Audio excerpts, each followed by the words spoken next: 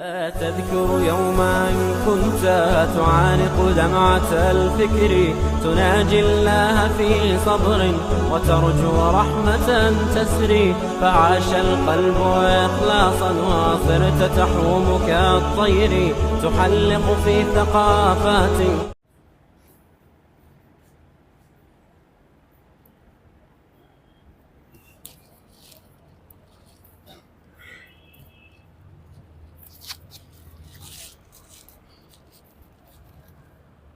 شروع کریں. السلام علیکم ورحمۃ اللہ وبرکاتہ. الحمد للہ رب العالمین والصلاة والسلام علی نبینا محمد وعلی آلہ وصحبہ اجمعین ومن تبعہم بإحسان الی یوم الدین. اعوذ باللہ السمیع العلیم من الشیطان الرجیم من ہمزہ ونفخہ ونفثہ. بسم اللہ الرحمن الرحیم. قل لئن اجتمعت الانس والجن على ان يأتوا بمثل هذا القرآن لا يأتون بمثله ولو كان بعضهم لبعض ظهيرا.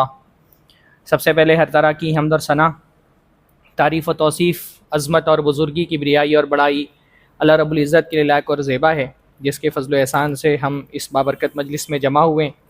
اللہ تعالیٰ یہاں ہمارے جمع ہونے کو قبول فرمائیں. اللہ تعالیٰ اس مجلس کو ہمارے ایمان میں برکت، ہمارے کردار میں اصلاح والی مجلس بنائے. اللہ تعالیٰ ہم سب کا رب ہے. اللہ تعالیٰ کی صفات میں سے عظیم ترین صفت یہ ہے کہ اللہ تعالیٰ ساری کائنات کا رب ہے. کیونکہ اللہ تعالیٰ رب ہے تو اللہ تعالیٰ نے اس کائنات میں ہم کو پیدا کرنے کے بعد ہم کو بے سہارا، بے یار و مددگار نہیں چھوڑ دیا، بلکہ اس دنیا میں زندگی گزارنے کے لیے ہم کو جن جن چیزوں کی ضرورت تھی اللہ تعالیٰ نے ان ضرورتوں کی تکمیل کی. جن جن چیزوں کی ہم کو حاجت تھی اللہ تعالیٰ نے ان کو پورا فرمایا. کچھ ضرورتیں ہماری تھیں جسمانی ضرورتیں، ہماری کچھ مٹیریلسٹک نیڈز تھیں، اللہ تعالیٰ نے ان کو بھی فلفل کیا اور ان کی تکمیل کا بھی انتظام کر دیا. یعنی اللہ تعالیٰ نے ہم کو یہاں پر کھانے کی ضرورت تھی تو اللہ تعالیٰ نے وافر مقدار میں ہماری غذا کا انتظام اس کرۂ زمین پر ہی کر دیا. کھانے کے لیے مختلف جانور پیدا کیے، مختلف نباتات پیدا کیے. ہم کو پانی کی ضرورت تھی تو اللہ تعالیٰ نے وافر مقدار میں پینے کا پانی فراہم کر دیا. ہم کو سانس لینے کے لیے آکسیجن کی ضرورت تھی تو ایک وافر مقدار میں اللہ تعالیٰ نے آکسیجن دے دیا. تو کچھ جو تھی ہماری وہ تھی ہماری جسمانی ضرورتیں، ہماری جو مٹیریلسٹک نیڈز تھیں اللہ تعالیٰ نے ان کو پورا کرنے کا بھرپور انتظام کر دیا اس زمین پر. کیونکہ اللہ تعالیٰ رب ہے تو بندوں کی ضرورتوں کی تکمیل کرنا اللہ تعالیٰ نے اپنے ذمے لیا ہوا ہے. پر دنیا میں رہتے ہوئے ہماری صرف مٹیریلسٹک نیڈز نہیں ہے، صرف ہماری جسمانی ضرورت نہیں ہے. کیونکہ ہم انسان جانوروں کی طرح صرف ایک اپنا جسمانی وجود نہیں رکھتے، ہمارا ایک روحانی وجود بھی ہے نا. تو ہماری کچھ ضرورتیں تھیں جو روحانی ضرورتیں تھیں، یعنی ہماری اسپریچول نیڈز بھی تھیں. اللہ تعالیٰ کیونکہ رب ہے تو اس نے صرف ہماری جسمانی ضرورتوں کی تکمیل نہیں فرمائی، بلکہ ہماری جو روحانی ضرورتیں تھیں، جو ہماری اسپریچول نیڈز تھیں، اللہ تعالیٰ نے ان کی بھی تکمیل فرما دی. اسپریچول نیڈز سے میری کیا مراد ہے؟ جیسے انسان کی سب سے بڑی روحانی ضرورت ہے ہدایت. ہدایت ہماری سب سے شدید ترین ضرورت ہے. دنیا میں آنے کے بعد ہمارے لیے یہ جاننا بہت ضروری ہے کہ ہم اس دنیا میں کہاں سے آئے ہیں، کیوں آئے ہیں، کہاں جائیں گے. اس دنیا میں رہتے ہوئے ہم کو زندگی کیسے گزارنی ہے، کیا حقوق ہیں ہمارے اوپر، کس قسم کی ذمہ داریاں ہیں ہمارے اوپر. اللہ تعالیٰ نے جو کائنات پیدا کی ہے تو خود خالق کے تئیں ہمارے کیا حقوق ہیں، اور مخلوق میں جو الگ الگ طبقات ہیں ان کے تئیں ہمارے کیا حقوق ہیں. یہ جاننا ہماری روحانی ضرورت ہے. تو ایسا کیسے ہو سکتا ہے کہ جو رب اتنا رحمان و رحیم ہے کہ اس نے اس دنیا کی ہماری جسمانی ضرورتوں کی تکمیل فرما دی ہو، اس نے ہماری اس روحانی ضرورت کی تکمیل نہ فرمائی ہو، اور ہم کو ایسے ہی اندھا بہرا دنیا میں بھیج دیا ہے کہ ہم اپنے حساب سے طے کر لیں کہ دنیا میں ہم کو زندگی کیسے گزارنی ہے. خود اپنی عقل سے معلوم کر لیں ہم کہاں سے آئے ہیں، ہم کو کہاں جانا ہے، ہماری زندگی کا مقصد کیا ہے، اور مختلف طبقات کے تئیں ہماری حقوق کیا ہیں، ہمارے کندھوں پر ذمہ داریاں کیا ہیں. یہ ہم اپنی عقل سے تو طے نہیں کر سکتے. جو خیر اور شر کا مسئلہ ہے، گڈ اور ایول، یہ انسان اپنی عقل سے کبھی طے نہیں کر سکتا ہے. عقل اس لائق ہی نہیں ہے کہ وہ خیر اور شر کا فیصلہ کر لے. عقل کو اگر یہ ذمہ داری دے دی جائے کہ وہ خود سے صحیح اور غلط کا فیصلہ کر لے تو وہ قطعی صحیح اور غلط کا فیصلہ نہیں کر سکتی ہے. عقل فیصلہ کرتی ہے لیکن عقل فیصلہ کرنے کے لیے وحی کی روشنی کی محتاج ہوتی ہے. یہ تھوڑا سا ڈیپ بات ہے، لیکن آپ یہ سمجھیں کہ یہ جو ہمارا نبوت کا کانسٹیٹیوشن جس پہ ہم ایمان رکھتے ہیں، اس یعنی نبوت کی ضرورت کیوں پیش آئی ہم کو، یہ سمجھنے کے لیے بہت ضروری کہ ہم یہ سمجھیں کہ ہدایت دنیا میں ہماری ضرورت ہے، اور یہ ہدایت بغیر نبوت کے حاصل نہیں ہو سکتی ہے نا. تو جو اللہ کائنات کا خالق ہے، یہ کیسے ہو سکتا ہے کہ کائنات میں ایک تو اس کی رحمت کا تقاضا یہ تھا کہ ہماری جسمانی ضرورتوں کی تکمیل کرے، تو الحمدللہ اس نے کی. ہمارے کھانے پینے رہائش ہر چیز کا زبردست انتظام اللہ نے فرمایا. یعنی قرآن مجید میں اللہ تعالیٰ ایک تعبیر استعمال کرتا ہے کہ اللہ تعالیٰ نے جعل لکم کیسے مہدہ، اللہ تعالیٰ نے تمہارے لیے زمین کو مہد بنایا. مہد کے بہت سارے معنوں میں سے کیسے ہے وہ غالباً سورہ نبا میں ہے نا، کہ اللہ تعالیٰ نے زمین کو غالباً مہد کے الفاظ ہیں. اما یتساءلون عن النبأ العظیم الذی هم فیہ مختلفون کلا سیعلمون ثم کلا سیعلمون الم نجعل الارض مہادا، مہاد کے الفاظ ہیں. مہاد کی تفسیر میں ایک بات علماء نے بھی لکھی نا کہ مہاد ہوتا ہے ماں کی گود کو مہاد کہتے ہیں. جیسے ایک موضوع روایت ہے اطلب العلم من المہد الی اللحد، کہ علم حاصل کرو مہد یعنی ماں کی گود سے، لحد یعنی قبر تک. تو روایت تو موضوع ہے لیکن میں الفاظ کا استدلال کر رہا ہوں کہ مہاد کا مطلب ہوتا ہے ماں کی گود. زمین کو اللہ رب العالمین نے ایسا بنا دیا گویا کہ یہ ماں کی گود ہے. ماں کی گود میں بچے کی ضرورت کی ہر تکمیل ہو جاتی ہے. جو چھوٹا بچہ ہوتا ہے ماں کی گود میں ہوتا ہے، اس کو اپنی ضرورت کی تکمیل کے لیے، کسی اپنی ضرورت کے لیے ماں کی گود سے باہر نہیں جانا پڑتا. ماں کی گود ہی اس کی ہر ضرورت کی تکمیل کے لیے کافی ہوتی ہے. تو اللہ تعالیٰ نے زمین کو بھی ایسا بنایا ہے کہ ہماری جو ہماری جسمانی ضرورتیں تھیں، اللہ تعالیٰ نے ان سب کی تکمیل کا انتظام دنیا میں کر دیا. تو جو کائنات کا رب ہے، جیسے اس نے ہماری جسمانی ضرورتوں کا لحاظ رکھا ہے، ایسا کیسے ممکن ہے کہ جو ہماری روحانی ضرورت ہے، اس روحانی ضرورت میں اس نے ہم کو اندھا بہرا چھوڑ دیا ہو، یا ہماری عقل پر چھوڑ دیا ہو کہ ہم اپنی عقل سے طے کر لیں ہمارے لیے کیا حلال ہے، کیا حرام ہے، کیا اچھا ہے، کیا برا ہے. زمین تو اس نے بنا دی، زمین پر ہم کو بھیج دیا، پر اس زمین پر زندگی گزارنے کا طریقہ ہم کو نہیں بتایا، حقوق نہیں بتائے، ذمہ داریاں نہیں بتائیں، ہم کو کیا صحیح ہے کیا غلط ہے ہمارے لیے وہ نہیں بتایا. کائنات کا رب جو ہے نا وہ ایسا بے رحم نہیں ہو سکتا ہے. تو اللہ تعالیٰ نے جیسے زمین پر ہماری جو مٹیریلسٹک نیڈس تھی، جو فزیکل نیڈس تھیں، اللہ تعالیٰ نے جیسے ان کا انتظام کر دیا، ویسے ہماری اسپریچول نیڈس کو پورا کرنے کے لیے اللہ تعالیٰ نے دنیا میں ہدایت بھیجنے کا انتظام کیا. کیونکہ بھائی عقل تو اندھی بہری، یعنی انسان کی عقل کو اگر وحی کی روشنی نہ حاصل ہو تو وہ بیسک چیزوں کے بارے میں بھی فیصلہ نہیں کر سکتی کہ صحیح ہے کہ غلط. اس لیے آپ دیکھیں گے جو فلسفی ہوتے ہیں دنیا میں، جو کسی مذہب کو نہیں ماننے والے ہوتے ہیں، وہ زندگی کی بہت بیسک چیزوں کے بارے میں کنفیوژن کے شکار رہتے ہیں کہ یہ صحیح ہے یا غلط ہے. آپ کو جو فلسفی حضرات ہیں ان کی بحث آپ کو مل جائے گی، why the murder is amoral, murder amoral کیوں ہے؟ ان کے پاس وحی کی روشنی نہیں ہے، تو وہ خالص عقل کی روشنی سے آدمی صحیح غلط کا تعین نہیں کر سکتا ہے. بعض علماء نے اس کی مثال یہ بیان فرمائی ہے کہ انسان کی آنکھوں میں اللہ تعالیٰ نے بینائی دی ہے، پر انسان کی آنکھوں کی بینائی چیزوں کو دیکھنے کے لیے کافی ہے نہیں ہے. آنکھوں کی بینائی، آنکھوں کی روشنی کے ساتھ ساتھ چیزوں کو دیکھنے کے لیے ایک اور چیز کی ہم کو ضرورت ہوتی ہے نا، وہ کیا ہے؟ بولیے بھائی.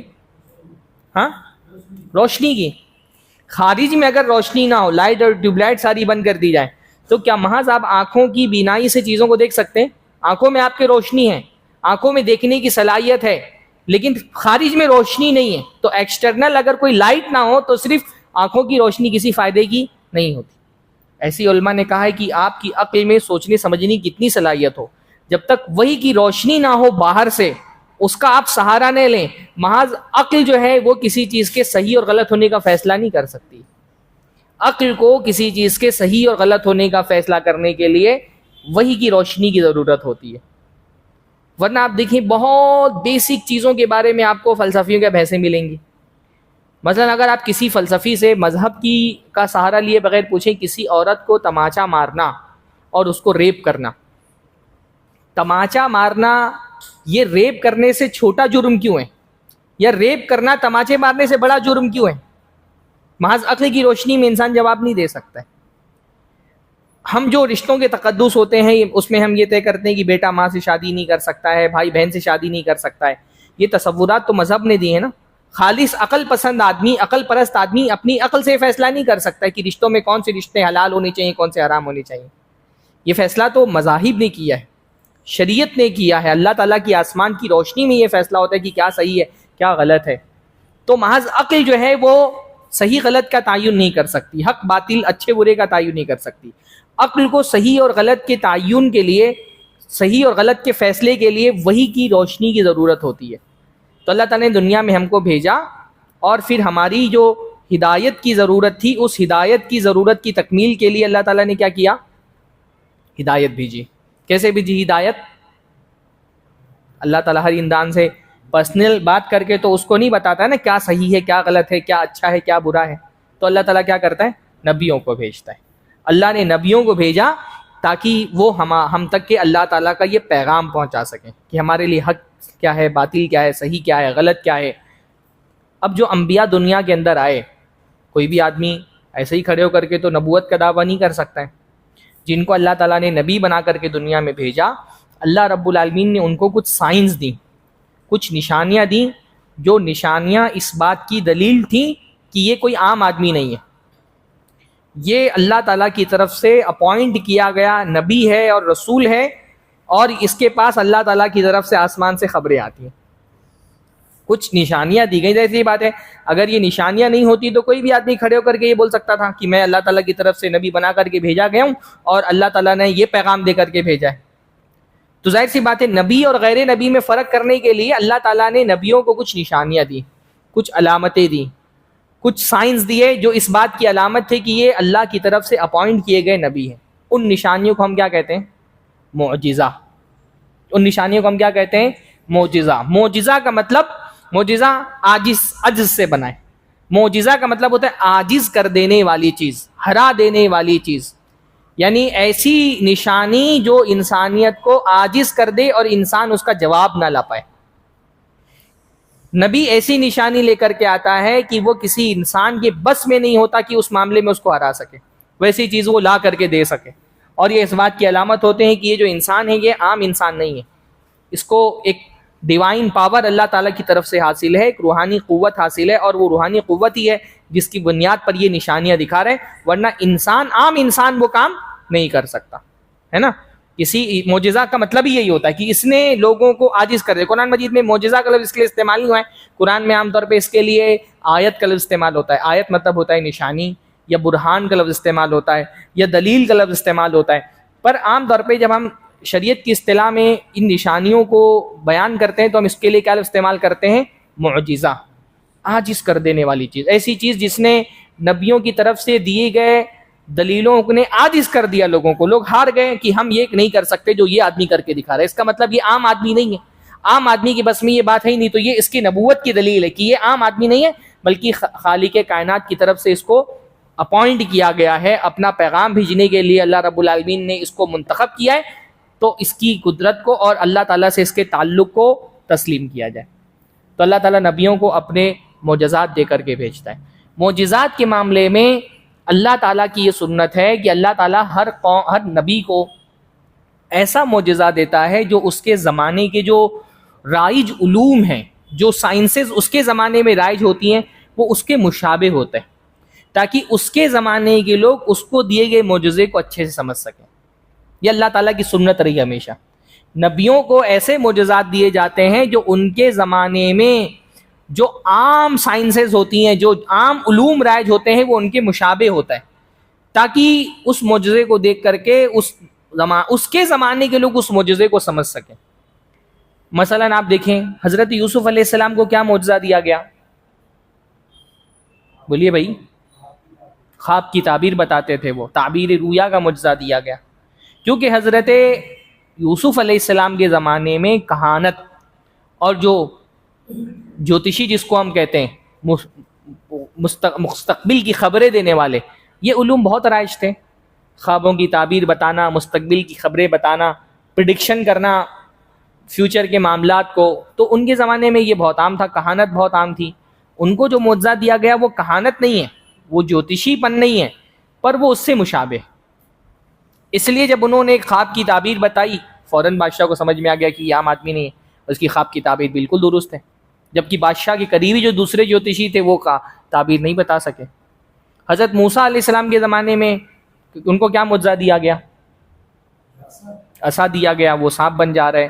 ید بیضا دیا گیا، ہاتھ بغل میں ڈالتے چمکنے لگتا ہے. ان کے زمانے میں جو فن رائج تھا وہ سحر اور جادو کا، جادوگری بہت عروج پر تھی. آپ ہسٹری اٹھا کر کے دیکھیں گے تو وہ زمانہ ایسا تھا جب جادوگروں کی بہت بہتات تھی اور جادوگروں کو بہت عظیم سمجھا جاتا تھا. تو حضرت موسیٰ علیہ السلام کو جو معجزہ دیا گیا وہ جادو نہیں تھا، پر جادو کے مشابہ تھا، جادو کے جیسا تھا. اس لیے جب انہوں نے اپنے معجزے کا اظہار کیا تو سب سے پہلے کن لوگوں کو سمجھ میں آیا کہ یہ جادو نہیں ہو سکتا ہے، یہ عام انسان نہیں ہے؟ کچھ جادوگروں کو جو اس فن میں مہارت رکھتے تھے نا، ان کو فوراً سمجھ میں آ گیا کہ یہ جو موسیٰ نے جو دکھایا یہ جادو تو نہیں ہو سکتا ہے. تو سب سے پہلے ایمان بھی وہی لے کر کے آ گئے. اتنا شدت والا ان کا ایمان تھا کہ فرعون نے کہا میں تمہارے ہاتھ پر کاٹ دوں گا، تم کو سولی پہ چڑھا دوں گا. اپنی جان قربان کرنا انہوں نے گوارا کر لیا، پر ایمان کے راستے سے پیچھے نہیں ہٹے. کیونکہ جو اس فن کا ماہر تھا اس کو بہت آسانی سے بات سمجھ میں آ سکتی تھی کہ موسیٰ نے جو دکھایا ہے وہ جادو نہیں ہے. حضرت عیسیٰ علیہ السلام کے زمانے میں رومیوں میں میڈیکل سائنس کا بہت رواج تھا، وہ میڈیکل سائنس کی ایک ترقی کا دور تھا. تو حضرت عیسیٰ علیہ السلام کو وہ معجزہ دیا گیا جو علم طب سے ملتا جلتا تھا، میڈیکل سائنس سے ملتا جلتا تھا. اندھوں کو بینا کر دے رہے ہیں، کوڑ کے مریض کا علاج کر دے رہے ہیں، ایون مردوں کو زندہ کر دے رہے ہیں. تو یہ اللہ تعالیٰ کی سنت رہی ہے کہ اللہ رب العالمین ہر زمانے میں نبیوں کو ایسی نشانیاں عطا فرماتا ہے ان کی نبوت کی دلیل کے لیے جو ان کے زمانے میں رائج علوم کے مشابہ ہو. تو اس زمانے کے لوگوں کو اس دلیل کو سمجھنا آسان ہوتا ہے. بات سمجھ میں آ رہی ہے نا؟ سر کے اوپر سے تو نہیں جا رہی ہے نا؟ تھوڑا مشکل موضوع ہے، تو ساتھ میں رہیں گے تو انشاءاللہ تعالیٰ سمجھ میں آئے گی. بیچ میں اونگ آ گئی تو پھر اگر مس ہو گیا بیچ کا پارٹ تو نہیں سمجھ میں آئے گی پھر بات. تو یہ اللہ تعالیٰ نے دنیا میں ہم کو ہدایت کے لیے نبی کو بھیجا.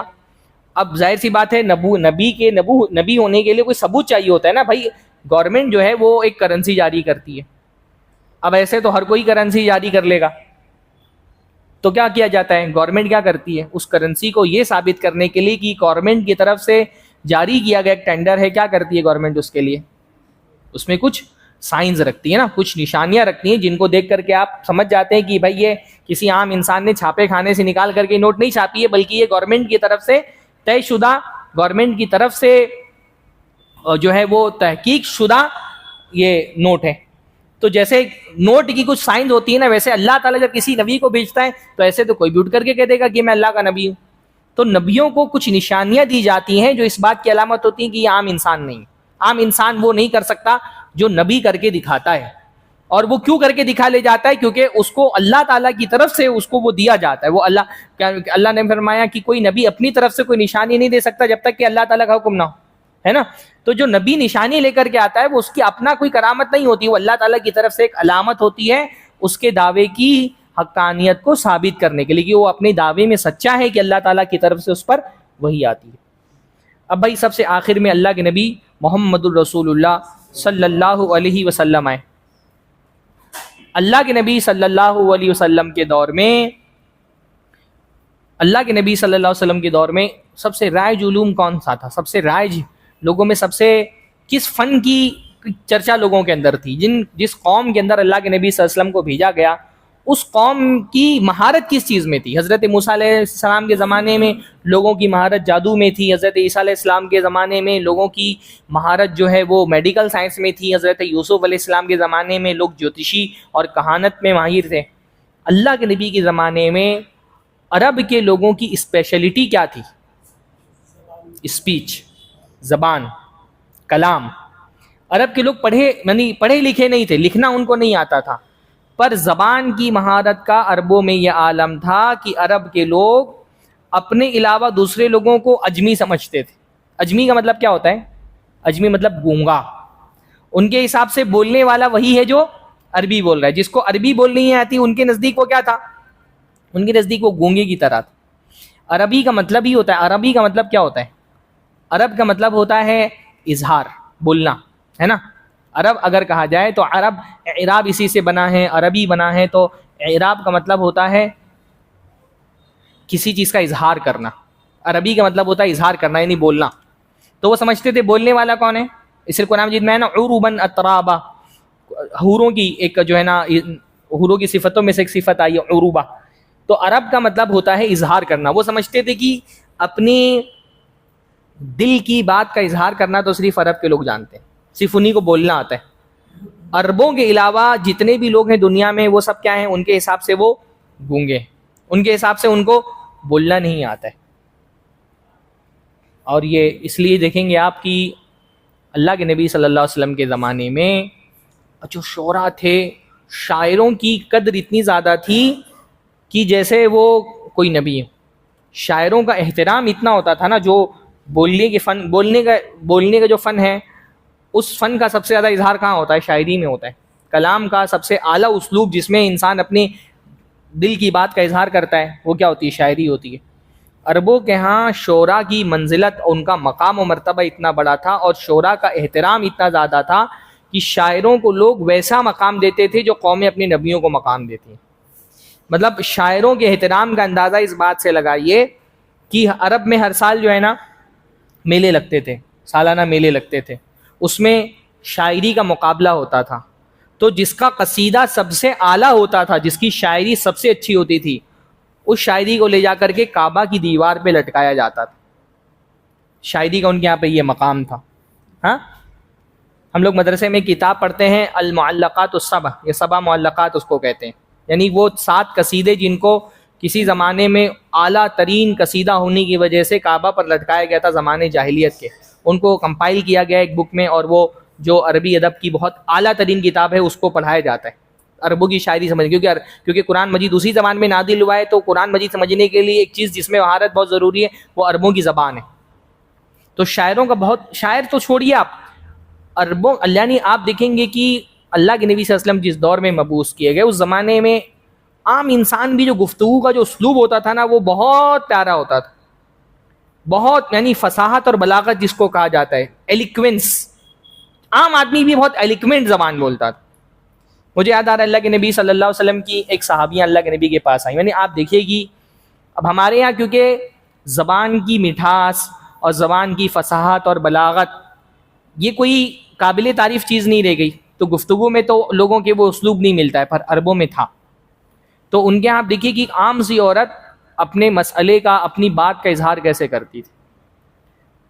ایک عورت اللہ کے نبی کے پاس آئی اور اللہ کے نبی سے کہا، اللہ کے نبی ان ابنی ھذا، یہ جو میرا چھوٹا سا بچہ ہے، ان ابنی ھذا کانا بطنی لہو وعا، میرا پیٹ جو ہے وہ اس کا برتن ہے. یہ کوئی بہت بڑی شاعرہ نہیں تھی، کوئی عام سی عورت تھی. پر وہ دیکھیے کہ عام عورتیں بھی اپنے جو ان کا معافی ضمیر ہوتا تھا، جو ان کی دل کی بات ہوتی تھی، اس کا اظہار کیسے کرتے تھے. ان کے ہاں زبان کے معاملے میں کتنا مہارت تھی ان کو حاصل. کیا کہا؟ ان بطنی لہو وعا، اللہ کے نبی صلی اللہ علیہ وسلم یہ جو میرا پیٹ ہے نا یہ اس بچے کا برتن ہے. وصدی لہو سقا، اور یہ جو میری چھاتیاں ہیں، یہ میرا سینہ، یہ اس کا مشکیزہ ہے. مشکیزہ سمجھتے ہیں نا، جس سے پانی پیا جاتا ہے. تو کہا میرا پیٹ اس کا برتن ہے، مطلب جو میں اس کو دودھ پلاتی ہوں تو وہ کہاں کھانا میرے پیٹ میں ہی ہوتا ہے نا. کہا میرا پیٹ اس کا برتن ہے اور میرا جو سینہ ہے یہ اس کا مشکیزہ ہے. وحجری لہو ہوا، اور میرا جو گود ہے وہ اس کی پناہ گاہ ہے. یہ میرے گود میں رہتا ہے، میرا پیٹ اس کا برتن ہے، میرا سینہ اس کا مشکیزہ ہے. اور اس کے باپ نے مجھے طلاق دی ہے، وَأَرَادَ أَن يَنزَعَهُ مِنِّي، اور وہ یہ چاہتا ہے کہ یہ بچہ مجھ سے چھین لے. اب مطلب اسلوب دیکھیے. ہمارے عام عورت اگر ہمارے زمانے میں اگر کسی عورت کو یہ شکایت کرنی ہو، اپنا مقدمہ رکھنا ہو، تو ایسے پیارے اسلوب میں رکھ پائے گی؟ کتنا پیارا اسلوب ہے. چھوٹی سی 3 جملوں کے اندر اس نے اپنا پورا درد گویا کی اتار کر کے رکھ دیا. حالانکہ یہ کوئی شاعرہ نہیں ہے، یہ کوئی بہت بڑی کوئی ماہر قابل ادیبہ نہیں مانی جاتی، عام سی کوئی عورت ہے اور اتنے پیارے اسلوب میں اپنی بات رکھ رہی ہے. تو اللہ نے فرمایا انت احق بہ ما لم تنکحی، جب تک تم نکاح نہ کرو اس بچے پر تمہارا حق زیادہ ہے. یعنی عورت کے طلاق ہونے کے بعد جب تک وہ دوسری نہ شادی کرے بچے پر اس کا حق زیادہ ہوتا ہے. اگر وہ دوسری شادی کر لے پھر اس بچے پر اس کا حق جو ہے وہ کم ہو جاتا ہے، پھر اس کے جو دوسرے قریبی رشتہ دار ہوں گے ان کا حق اس پر بڑھ جائے گا.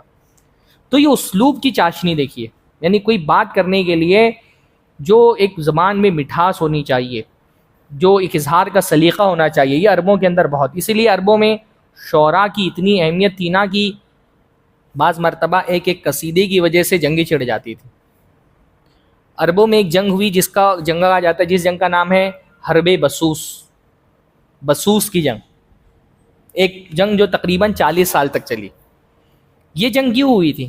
بسوس نام کی ایک عورت تھی، وہ ایک قبیلے میں جو ہے نا گئی مہمان نوازی میں، کسی کے یہاں مہمان بن کر کے گئی، اور بسوس جو ہے وہ اس نے اپنی اونٹنی کو اپنے گھر کے باہر باندھ دیا. اونٹنی کو گھر کے باہر باندھ دیا اس کے اپنی جس کے گھر پہ، وہ اپنے میزبان کے گھر پہ، اور اندر چلی گئی. اونٹنی کسی طرح سے کھل گئی اور اس قبیلے کا جو ایک سردار تھا اس کے کھیت میں چرنے چلی گئی. قبیلے کے سردار کا نام تھا کلیب. تو کلیب بڑا غیرت مند آدمی تھا. عربوں میں غیرت کا مطلب یہ ہوتا ہے کہ اپنی چیز میں کسی کو شریک نہیں کرنا. تو کلیب کی غیرت بہت میں نے اس کی غیرت کی مثالیں دی جاتی تھیں. عربوں میں اگر کسی کے بارے میں کہنا ہوتا تھا کہ یہ بہت غیرت مند ہے تو کہا جاتا تھا فلان اغیر من کلیب، یہ تو کلیب سے بھی زیادہ غیرت مند ہے. اپنی یعنی کلیب کی غیرت کا معاملہ یہ تھا کہ لوگ کہتے تھے کہ اگر یہ آگ جلا لے تو یہ بھی نہیں پسند کرتا کہ اس کی آگ میں اس کے علاوہ دوسرے لوگ اپنا ہاتھ سینکیں. اتنا غیرت مند تھا وہ. تو اس کی کھیت اس کا، اور اس نے دیکھا پتہ نہیں کہ اس کی جو اونٹنی ہے وہ میرے کھیت میں آ کر کے چل رہی ہے. تو اس نے کیا کیا، ایک تیر لیا اور تیر لگا کر کے نشانے پر مارا اس اونٹنی کے تھن پہ. تو اس کی اونٹنی کے تھن پہ جا کر کے وہ تیر لگا، اونٹنی زخمی ہو گئی اور اسی حالت میں اونٹنی کی موت ہو گئی. اب جب بسوس باہر نکلی اپنے میزبان کے گھر سے تو دیکھا اونٹنی مری پڑی ہوئی ہے اور اس کے تھن پر ایک تیر لگا ہوا ہے اور اس تھن سے دودھ اور خون رس رہا ہے. اس کو بڑا غم ہوا تو اس نے اپنی اونٹنی کا مرثیہ لکھا. مرثیہ سمجھتے ہیں کس کو بولتے ہیں؟ ہاں، مرثیہ شاعری کی بہت ساری قسمیں ہوتی ہیں. مرثیہ شاعری کی اس قسم کو بولتے ہیں جس میں کسی غم کا اظہار ہوتا ہے، کسی کی موت پر لکھا جاتا ہے. مطلب کم سے کم اردو میڈیم والوں کو تو سمجھنا چاہیے کیونکہ اردو میں مرثیہ بہت مشہور ہے. ہمارے شیعہ حضرات جو پڑھتے ہیں نا عام طور پہ، ہاں، حضرت حسین کا مرثیہ پڑھتے ہیں اور عباس کا مرثیہ پڑھتے ہیں. جو شیعہ حضرات تو مرثیہ خوانی میں بہت ماہر ہیں. انیس دبیر اردو کے 2 بڑے مشہور شاعر ہیں اور ان کا مرثیہ بہت مشہور ہے اردو شاعری میں. تو اس نے اپنی اونٹنی کا مرثیہ لکھا، اونٹنی کی موت پر شاعری لکھی جس میں اس نے اونٹنی کے لیے غم کا اظہار کیا اور بڑے مطلب زبردست انداز میں کہ کیسے اس میری اونٹنی کو مارا گیا اور کیسے اس کے تن سے جو ہے دودھ اور خون ایک ساتھ رس رہا تھا. اور مرثیہ جا کر کے جب اس نے اپنے قبیلے میں پڑھا تو قبیلے والوں کو غیرت آ گئی. کس پر؟ اونٹنی کی موت پر غیرت آ گئی. ایک نوجوان کھڑا ہوا اور اس نے کہا کہ تمہاری اونٹنی کے بدلے میں اس کے قبیلے کے سب سے بڑے اونٹ کو قتل کر دوں گا. اور وہ اٹھا، اس نے تلوار نکالی اور جا کے کلیب کو قتل کر دیا. اونٹنی جس نے اونٹنی کو مارا تھا نا، کلیب، ان کے قبیلے کا سردار، اس کو جا کر کے قتل کر دیا. اس قتل کی وجہ سے دونوں قبیلوں میں جنگ چھڑ گئی. یہ جنگ 40 سال تک چلی. ہزاروں لوگ اس جنگ میں مارے گئے اور اس جنگ کی بنیاد کیا بنی؟ ایک مرثیہ. اس مرثیے کو عربی تاریخ میں ابیات الفنا کہا جاتا ہے، فنا والے اشعار. یعنی اس ایک مرثیے کی وجہ سے ہزاروں لوگ مارے گئے. آپ سمجھ سکتے ہیں کہ اس لیے عربوں کے ہاں شاعری کا مقام کتنا بلند تھا. عربوں کسی قبیلے میں اگر کوئی شاعر پیدا ہو جاتا نا تو لوگ جشن مناتے تھے، کیونکہ ٹرائبل کلچر تھا نا وہاں پہ، قبائلی تہذیب تھی. تو قبائلی تہذیب میں قبیلے ایک دوسرے پر فخر کرتے تھے الگ الگ بنیادوں پر. تو جو شاعر ہوتا تھا وہ گویا کہ شاعری میں اپنے قبیلے کو ریپریزنٹ کرتا تھا، اپنے قبیلے کی تعریف بیان کرتا تھا.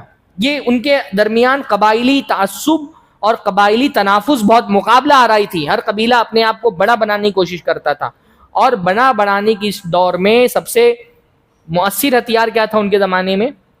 شاعری. یعنی آپ اس سمجھ سکتے ہیں کہ جیسے ہمارے دور کا میڈیا ہے نا، اس زمانے میں عربوں کے دور کا میڈیا کیا تھا؟ شاعری، کلام. جس کا کلام جتنا اعلی وہ قبیلہ اتنا بڑا سمجھا جاتا تھا. اور اس لیے اس زمانے کے جو بڑے مشہور شعراء تھے نا ان کا بڑا احترام تھا. ان کی شاعری لوگ مطلب جنگل کی آگ کی طرح پھیلتی تھی. وہ کچھ بول دیتے تھے اور ان کی آگ پھیل جاتی تھی. ہاں جیسے وہ متنبی کا ایک شعر ہے کہ ہم وہ لوگ ہیں کہ ہم کوئی قصیدہ پڑھتے ہیں اور زمانہ اس کو گنگناتا ہے. تو یہ شاعری کا مقام تھا ان کے یہاں پر. تو جیسے آشا عربوں کا بہت بڑا شاعر تھا. آشا جو ہے اس نے ایک مرتبہ ایک قبیلہ تھا جس کا نام تھا بنو الانف. انف کا مطلب عربی میں کیا ہوتا ہے؟ ناک. تو ان کا نام تھا بنو الانف، انف والے، ناک والے. تو یہ نام ان کو بڑا عجیب لگتا تھا اور اس کی وجہ سے لوگ ان کی بہت تحقیر کرتے تھے، ان کی تذلیل کرتے تھے، توہین کرتے تھے. یہ کیا نام ہے؟ بنو الانف، ناک والے لوگ، ناک کی اولاد. تو قبیلے کے لوگ ایک جگہ جمع ہوئے اور انہوں نے کہا ایسا کرتے ہیں، آشا کو کچھ پیسہ جمع کر کے دیتے ہیں اور اس سے بولتے ہیں بھائی تم ہمارے احترام میں، ہماری عزت افزائی کے لیے ہماری تعریف میں کوئی قصیدہ لکھ دو. تو تم اگر ہماری تعریف میں کوئی قصیدہ لکھ دو گے تو پورے عرب والے ہماری عزت کرنے لگ جائیں گے، ہماری تعظیم لوگوں کی نگاہ میں بڑھ جائے گی. تو کوئی قصیدہ لکھ دو. تو گئے پیسہ جمع کر کے عائشہ کو دیا. عائشہ نے کہا ٹھیک ہے لکھوں گا. اور اس نے قصیدہ اس قبیلے کی تعریف میں لکھا. اس کے ایک مصرے کی وجہ سے ان کا مقام بڑھ گیا. اس نے لکھا قصیدہ اور اس میں ایک مصرع اس نے بولا ہم انف العربی وغیرہم اذناب، کہ یہ وہ لوگ ہیں جو عربوں کی ناک ہیں اور ان کے علاوہ جتنے بھی قبیلے ہیں وہ عربوں کی دم ہیں. ایک شعر کی وجہ سے پورے عرب میں ان کا مقام بڑھ گیا، ان کا مرتبہ بڑھ گیا. یہ پورا کانٹیکس سمجھنے کی ضرورت ہے کہ اللہ کے نبی صلی اللہ علیہ وسلم جس دور میں مبعوث کیے گئے تھے اس دور میں عربوں کے پاس سب سے بڑی چیز جس پر وہ فخر کرتے تھے وہ کیا تھا؟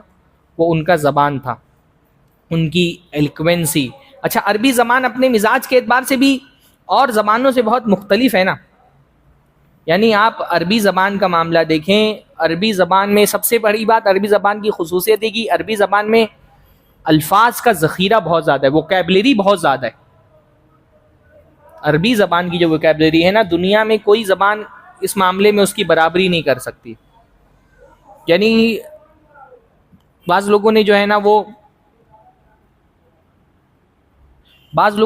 وہ باقاعدہ ترتیب دیا ہے. تو انہوں نے کہا کہ اس وقت انگریزی زبان میں جتنے الفاظ کا ذخیرہ ہے نا اس کا 25 گنا الفاظ عربی زبان میں ڈکشنری میں پائے جاتے ہیں. 25 اور انگلش کے بنسبت 25 گنا زیادہ الفاظ ہیں عربی زبان میں. ہاں یعنی بعض لوگوں نے کہا 1,20,00,000 الفاظ عربی لغت کے اندر پائے جاتے ہیں، عربی زبان میں پائے جاتے ہیں. اور لغت کے اعتبار سے 1,20,00,000 الفاظ ہونا بہت بڑی بات ہے. آج کل انگلش والے جو ہے نا وہ اپنی الفاظ ووکیبلری زیادہ ثابت کرنے کے لیے کیا کر رہے ہیں؟ ہندی، اردو، جس بھی زبان کا لفظ مل رہا ہے اس کو انگلش میں ایڈ کر دے رہے ہیں. ورنہ عربوں کے ہاں خالص عربی کے اندر 1,20,00,000 الفاظ. یعنی چھوٹی چھوٹی تفریق کی بنیاد پر ایک ایک چیز کے آپ کو کئی نام ملیں گے. جیسے شہد کے لیے ہم کتنے نام ہوں گے ہمارے یہاں پر؟ شہد کے لیے آپ کتنے نام جانتے ہوں گے؟ اردو میں شہد کو صرف شہد کہا جاتا ہے. عربی میں الگ الگ شہد کے لیے 80 نام ہیں. صرف شہد کے 80 نام ہیں. الگ الگ ٹائپ کے شہد کے لیے الگ الگ نام ہیں. سانپ کے لیے 200 نام صرف سانپ کے ہیں. شیر کے لیے 500 الفاظ ہیں. 500 الگ الگ ٹائپ کے شیر کے لیے 500 الفاظ ہیں. اونٹ اور تلوار، یہ کیونکہ تو عربوں کی خاصیت ہے تلوار اور اونٹ اور تلوار کے لیے عربی میں 1,000 الفاظ پائے جاتے ہیں. یعنی 1,000 لفظ آتے ہیں. اور ایک ٹائپ کے اونٹ نہیں، ہر ٹائپ کے اونٹ کے لیے ایک الگ لفظ، ہر ٹائپ کی تلوار کے لیے ایک الگ لفظ. مصیبت کے لیے بعض لوگوں نے کہا ہے کہ مصیبت جو لفظ ہے نا اس کے لیے عربی میں تقریباً 4,000 الفاظ پائے جاتے ہیں صرف مصیبت کے لیے. مصیبت کے اتنے نام ہیں. تو اس لیے آپ یہ دیکھیں گے کہ عربوں میں الفاظ کا ذخیرہ بہت بڑا ہے. عربی میں بہت الفاظ کا ذخیرہ اور کسی چیز کو بیان کرنے کی اسلوب بہت سارے ہو سکتے ہیں. اس لیے عربوں کے ہاں شاعری کا جو ہے نا وہ بڑا، یعنی آپ یہ دیکھیں کہ ایک میں آپ کو اور مثال بتاتا ہوں. میں نے بتایا نا کہ عربوں میں جو ہے وہ کیا ہوتا تھا، حج کے موسم کے قریب میں میلے لگتے تھے اور ان میلوں میں کیا ہوتا تھا، شاعری کے مقابلے ہوتے تھے. باقاعدہ اسٹیج لگتے تھے، الگ الگ لوگ اپنے اشعار پیش کرتے تھے، پھر ان اشعار پر تنقید ہوتی تھی. حسان بن ثابت بہت مشہور اللہ کے نبی صلی اللہ علیہ وسلم کے صحابی ہیں. ایک مرتبہ انہوں نے اپنے قبیلے کی تعریف میں ایک شعر پڑھا. شعر کیا تھا کہ انہوں نے کہا کہ لن الجفنات لنا الجفنات الغر یلمعنا بالدہا واسیافنا یقطرنا من نجدتی دمن. اپنے قبیلے کی تعریف میں شعر پڑھا تو انہوں نے کہا لنا الجفنات، ہمارے پاس بڑی بڑی دیگیں ہیں. دیگ سمجھتے ہیں نا جس میں کھانا بنایا جاتا ہے. الغر جو چمک رہی ہوتی ہیں، چمکنے والی. کب چمکتی ہیں؟ بالدہا، دوپہر کے وقت میں، یعنی ہم جب دیگوں کو دھو کر کے رکھتے ہیں تو وہ چمکتی ہیں. واسیافنا یقطرنا من نجدتی دمن، اور ہماری تلواروں سے ہمیشہ خون ٹپکتا رہتا ہے، اتنا ہم لوگوں کو قتل کرتے ہیں. کیا بتانا چاہ رہے ہیں وہ؟ بھائی زیادہ برتن کس کے گھر میں ہوتے ہیں؟ ہاں، جو زیادہ مہمان نواز ہوتا ہے. تو وہ بتا رہے ہیں کہ ہم مہمان نوازی میں اتنے ماہر ہیں کہ ہمارے پاس بڑے بڑی دیگیں ہیں. یعنی عربوں کے ہاں ایک چیز جس پر وہ بہت فخر کرتے تھے وہ کیا ہوتی تھی؟ ان کی سخاوت، مہمان نوازی. اس پر ان کو بڑا غرور تھا. اور جو قبیلہ مہمان نوازی میں جتنا آگے ہوتا تھا وہ اتنے آپ کو اتنا ہی بڑا سمجھتا تھا. اس لیے آپ قریش کو دیکھیں گے نا کہ قریش بھی مہمان نوازی میں بہت آگے تھے. تو یہ کہ ہمارے پاس بڑی بڑی دیگیں ہیں جو چمکتی ہیں. کب؟ دوپہر کے وقت جب ان کو دھو کر کے رکھ دیا جاتا ہے تو. اور ہماری تلواروں سے خون ٹپکتا رہتا ہے. یہ کیا ہے؟ شجاعت اور بہادری ہماری. تو دو چیزیں ہیں جس پر عرب قبیلے کے لوگ بہت فخر کرتے تھے. ان کے کلچر میں یہ چیزیں بڑا کمال مانی جاتی تھیں. ایک تو ضیافت اور مہمان نوازی، دوسرا بہادری اور شجاعت. تو ایک شعر کے اندر انہوں نے اپنی قبیلے کی ان دو خصوصیتوں کو جمع کر دیا. بظاہر یہ شعر بہت اچھا ہے، پر جب یہ شعر پڑھا گیا تو اللہ کے نبی صلی اللہ علیہ وسلم ہی کی جو ہے نا وہ ایک اللہ کے نبی صلی اللہ علیہ وسلم ہی کی ایک بہت مشہور صحابیہ ہیں حضرت خنسہ رضی اللہ تعالیٰ عنہ. ہاں، حضرت خنسہ اللہ کے نبی کی صحابیہ ہیں اور یہ ان کا شعری ذوق بہت اعلیٰ ہے، ان کی شاعری بہت اعلیٰ ہے. انہوں نے اپنے بھائی کی وفات پر ایک مرثیہ لکھا تھا، وہ عربی کلام میں اعلیٰ ترین مرثیہ اس کا شمار ہوتا ہے. تو وہ بھی وہاں موجود تھی، خنسہ بھی. تو خنسہ نے کہا کہ اس شعر میں بہت سارے پرابلم ہیں. لنا الجفنات الغر یلمعنا بالضحى کا اس شعر میں بہت سارے پرابلم ہیں. کیا پرابلم ہے؟ انہوں نے کہا تم نے جفنات کہا. اچھا، عربی کی خصوصیت کیا ہے؟ ہم لوگ انگلش میں یا اردو میں عام طور پہ دو طرح کے الفاظ ہوتے ہیں نا، سنگولر اور پلورل، ہے نا، پلورل اور سنگولر، واحد اور جمع. اردو میں بھی ایسے ہی ہوتا ہے، واحد اور جمع. عربی میں ایسا نہیں ہوتا ہے. عربی میں کیا کیا ہوتا ہے؟ واحد ہوتا ہے اور تثنیہ ہوتا ہے، اور جمع دو ٹائپ کے ہوتے ہیں. ایک جمع ہوتا ہے جمع کثرت، اور ایک ہوتا ہے جمع قلت. جمع قلت اور جمع کثرت یہ عربی زبان، یہ اور کسی زبان میں نہیں پایا جاتا ہے. یعنی ہم لوگ ایک آدمی کے لیے کیا بولتے ہیں؟ آدمی. ایک سے زیادہ آدمی کے لیے آدمیوں بولتے ہیں، ہے نا. انسان، انسانوں، واحد جمع ہم ایسے استعمال کرتے ہیں. بوائے، بوائز، اس طرح سے استعمال کرتے ہیں. عربی میں ایسا معاملہ نہیں ہے. عربی میں کیا ہے؟ ایک آدمی کو کہیں گے رجل، ہے نا. ایک سے زیادہ آدمی کو کیا کہیں گے؟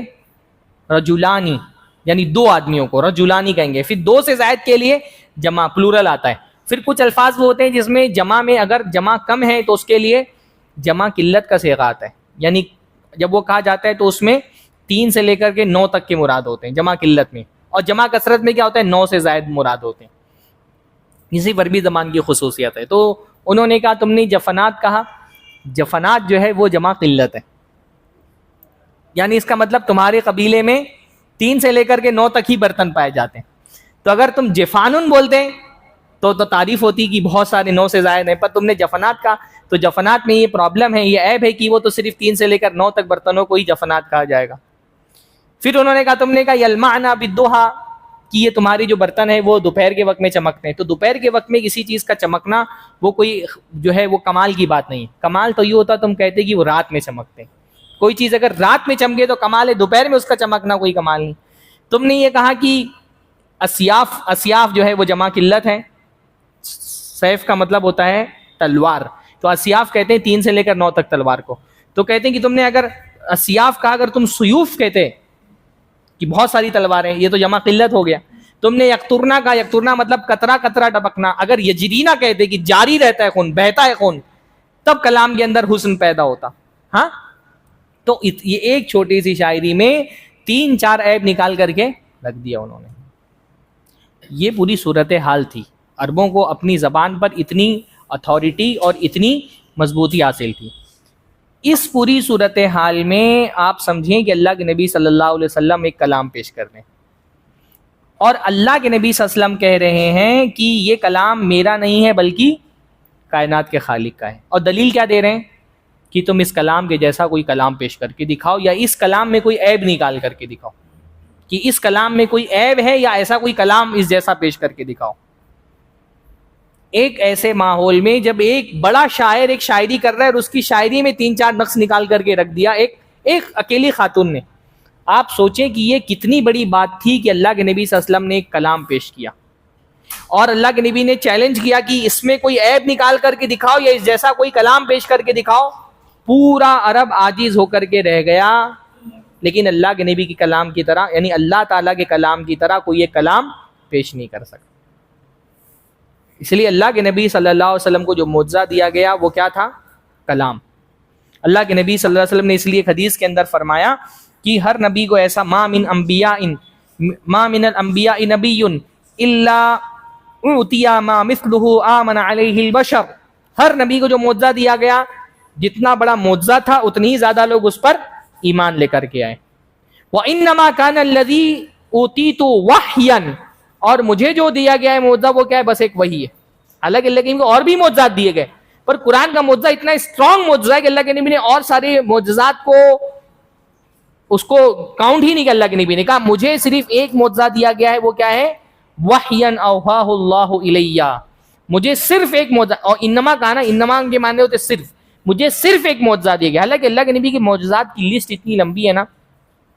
امام بہقی کی ایک بہت مشہور کتاب ہے کئی جلدوں میں، دلائل نبوہ، اس میں انہوں نے اللہ کے نبی کی معجزات کو جمع کیا ہے. پر اللہ کے نبی فرما رہے ہیں مجھے کوئی معجزہ نہیں دیا سوائے اس معجزے کے، کیونکہ اس معجزے کے آگے سارے معجزے پھیکے پڑ جائیں گے. فرمایا مجھے معجزے کے طور پہ صرف ایک وحی دی گئی ہے، اور مجھے یہ امید ہے فارجو ان اکون اکثرهم تابعا یوم القیامہ، اور مجھے یہ امید ہے کہ اس معجزے کی اب پاور اتنا زیادہ ہے کہ قیامت کے دن سب سے زیادہ مجھ پر ایمان لانے والے لوگ ہوں گے. یہ اتنا پاورفل معجزہ ہے. اللہ کے نبی صلی اللہ علیہ وسلم نے پہلے تو چیلنج کیا قرآن مجید میں اللہ رب العالمین نے کہ قرآن جیسا ایک کلام لا کر کے دکھاؤ. سورہ طور میں، سورہ اسراء میں اللہ نے فرمایا قل لئن اجتمعت الانس والجن علی ان یاتوا بمثل ھذا القرآن لا یاتون بمثلہ، کہ اللہ کے نبی صلی اللہ علیہ وسلم ان سے کہہ دیجئے کہ اگر سارے انسان اور جنات جمع ہو جائیں اور اس قرآن جیسا ایک کلام پیش کرنا چاہے تو پیش نہیں کر سکتے. پہلے کہا کہ قرآن جیسا ایک کلام پیش کر کے دکھاؤ، پورا قرآن جیسا ایک کلام پیش کر کے دکھاؤ، لیکن کوئی قرآن جیسا کلام پیش نہیں کر سکا، کسی کے لیے یہ ممکن نہیں ہوا. اور صرف یہ نہیں کہا کہ انسان اور جن، صرف انسان، سارے انسان بھی مل جائے اور انسانوں کے ساتھ جنات بھی مل جائے. جنات کا ذکر کیوں آتا ہے؟ کیونکہ عربوں کا یہ خیال تھا کہ جو انسان شاعری کرتا ہے نا، یہ شاعری اصل میں جنوں کی وحی ہوتی ہے. عربوں کا یہ خیال تھا کہ جو انسان شاعری کرتا ہے، یہ شاعری میں جو خیالات ہوتے ہیں یہ خیالات جنات لا کر کے دماغ میں ڈال دیتے. اس لیے اللہ نے فرمایا صرف انسان نہیں، انسانوں کے ساتھ جنات بھی مل کر کے، جنات کو بھی اپنے ساتھ ملا لو اور قرآن جیسا کلام پیش کر کے دکھاؤ. ایک واقعہ مجھے یاد آ رہا ہے کہ کوئی دو جو شاعر تھے نا، وہ کسی راستے میں سفر پر جا رہے تھے، رات کا موقع تھا، اور رات کے موقع پہ دونوں الگ الگ ہو گئے، اور جب واپس آئے تو دونوں نے ایک شعر پڑھا اور دونوں کا شعر سیم تھا. تو ان دونوں شاعروں نے کہا لگتا ہے میرا جن اور تمہارا جن سیم ہے، ہم دونوں نے ایک ہی طرح کی شاعری پڑھی. تو یہ سمجھتے تھے کہ جو شاعری ہوتی ہے وہ جنات دماغ میں آ کر کے خیال ڈالتا ہے. تو اللہ تعالیٰ نے فرمایا صرف انسان نہیں، صرف ایک انسان نہیں، سارے انسان مل جائیں، انسانوں کے ساتھ جنات مل جائیں اور قرآن جیسا ایک کلام پیش کر کے دکھائیں اگر ان کے اندر طاقت ہے. لیکن کسی نے اس چیلنج کو قبول نہیں کیا. پھر اللہ قرآن مجید نے اس کو تھوڑا سا اور آسان کیا. اللہ نے فرمایا ام یقولون افترا قل فأتوا بعشر سور مثلی مفتریات.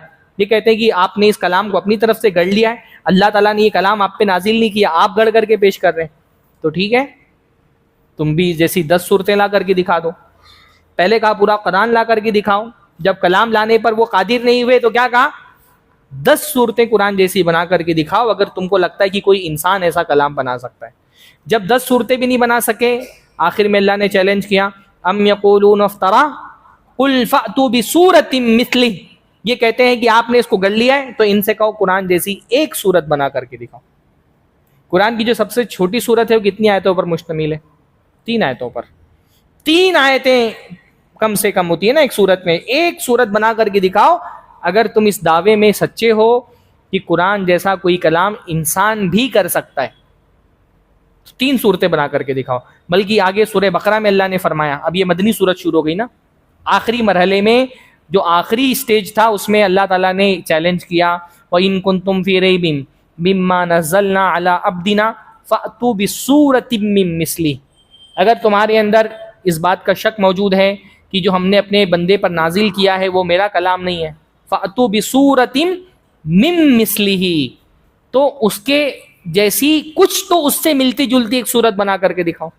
یعنی اس سے پہلے والی جو چیلنج تھا اس میں کیا تھا, سورۃ مثلی, اس جیسی صورت. یہاں پہ من مثلی کا, من جو ہے وہ تبعیض کے لیے آتا ہے, یعنی کچھ تو اس کے جیسی ہو, سیم اس کی طرح نہیں بنا سکتے ہو تو اس سے قریب تر کوئی صورت بنا کر کے دکھاؤ اگر تم کو لگتا ہے کہ یہ انسان بھی ایسا کوئی کلام کر سکتا ہے. تو فرمایا وَادْعُوا شُهَدَاءَكُم مِّن دُونِ اللَّهِ إِن كُنتُمْ صَادِقِينَ, اللہ کے علاوہ جتنے تمہارے مددگار ہیں سب کو بلا لو, سب مل کر کے قرآن سے قریب تر, سیم قرآن کی طرح نہیں بنا سکتے ہو تو قرآن سے قریب تر کوئی صورت بنا کر کے دکھاؤ اگر ہم تو اپنی دعوت میں سچے ہو.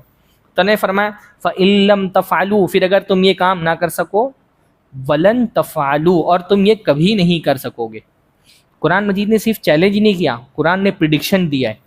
لن تفعلوا کا مطلب کیا ہوتا ہے, تم کبھی نہیں کر سکو گے, ہے نا, تم نہیں کر سکتے, یہ تو سامنے, تم کبھی نہیں کر سکو گے. لن تفعلوا, قرآن مجید نے قیامت تک کے لوگوں کو چیلنج کر دیا ہے کہ قیامت تک انسان قرآن جیسی, قرآن سے قریب تر ایک صورت بھی نہیں بنا سکتا.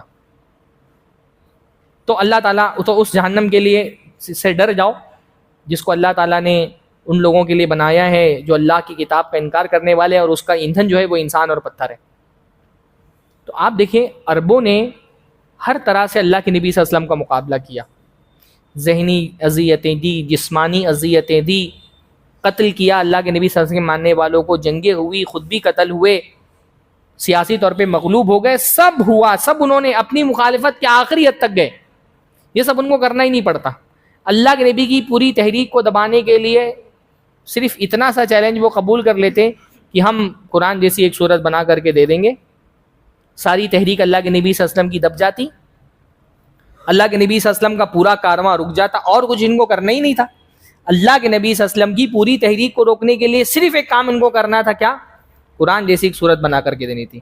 سب کر لیا مخالفت میں, لیکن یہ نہیں تسلیم کیا کہ ہم قرآن جیسا کوئی کلام بنا سکتے. یعنی آپ اللہ کے نبی صلی اللہ علیہ وسلم کے زمانے میں جو مشرکین ہیں انہوں نے قرآن کی تاثیر کا کبھی بھی انکار نہیں کیا کہ قرآن کے اندر اثر نہیں ہے. تاثیر کو تو انہوں نے ہمیشہ تسلیم کیا, بس اس تاثیر کی تعویل کر دی.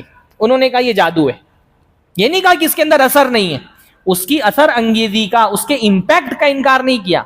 کیا کہا, یہ اثر کس لیے ہے, کسی نے کہہ دیا یہ جادو ہے, کسی نے کہہ دیا یہ کہانت ہے, کسی نے کہہ دیا یہ شاعری ہے.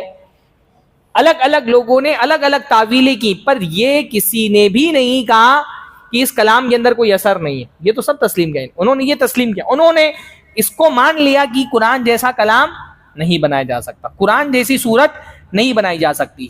کیوں نہیں بنائی جا سکتی, اس کے لیے انہوں نے تعویل کر دی کہ یہ جادو ہے, یہ کہانت ہے, لیکن اس کی اثر انگیزی کا کسی نے انکار نہیں کیا. یعنی آپ دیکھیں گے اللہ کے نبی صلی اللہ علیہ وسلم کے زمانے میں آپ محسوس کریں گے کہ بڑے بڑے لوگ, بڑے بڑے, یعنی جیسے بتایا نا, عرب کے لوگ اپنی زبان میں, اپنی فصاحت و بلاغت میں, اپنی ایلیکوینسی میں بہت ماہر تھے. ان کی زبان بہت ایلیکوینٹ تھی, اور ان کے بڑے بڑے شاعر, ان کے بڑے بڑے ادیب, وہ اللہ کے نبی صلی اللہ علیہ وسلم کے پاس آئے, اللہ کے نبی صلی اللہ علیہ وسلم سے حجتیں کی, گفتگو کی, لیکن کبھی کامیاب نہیں ہو سکے. عتبہ ابن ربیعہ بہت مشہور آدمی ہیں, یعنی عربوں میں سب سے زیادہ شاعری کا, جادوگری کا, کہانت کا ماہر آدمی ہیں. ابو جہل ایک مرتبہ عتبہ ابن ربیعہ کے پاس گیا اور اس نے کہا کہ یہ جو محمد ہیں انہوں نے بہت فساد مچا کر کے رکھا ہے, تو آپ جاؤ اور ان سے بات کرو, اور ان سے بات کر کے ان کو ہراؤ ڈیبیٹ میں. ان کو ڈیبیٹ میں اگر تم ہرا دو گے تو یہ ہماری فتح ہوگی, اور جو تیزی کے ساتھ اس کے فالوورز بڑھ رہے ہیں وہ بڑھنا ان کا رک جائے گا. عتبہ ابن ربیعہ گیا اللہ کے نبی صلی اللہ علیہ وسلم کے پاس, اور عتبہ ابن ربیعہ جو ہے اس نے اللہ کے نبی صلی اللہ علیہ وسلم سے آ کر کے گفتگو شروع کی.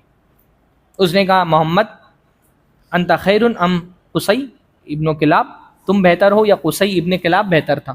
قصی ابن کلاب اللہ کے نبی صلی اللہ علیہ وسلم کا جب آپ نسب پڑھتے ہیں تو قصی اللہ کے نبی صلی اللہ علیہ وسلم کے اجداد میں سے ایک ہے نا, تم بہتر ہو یا قصی بن کلاب بہتر تھے، تم بہتر ہو یا ہاشم بہتر تھے، تم بہتر ہو یا عبد المطلب بہتر تھے، تم بہتر ہو یا تمہارے ابا عبداللہ بہتر تھے.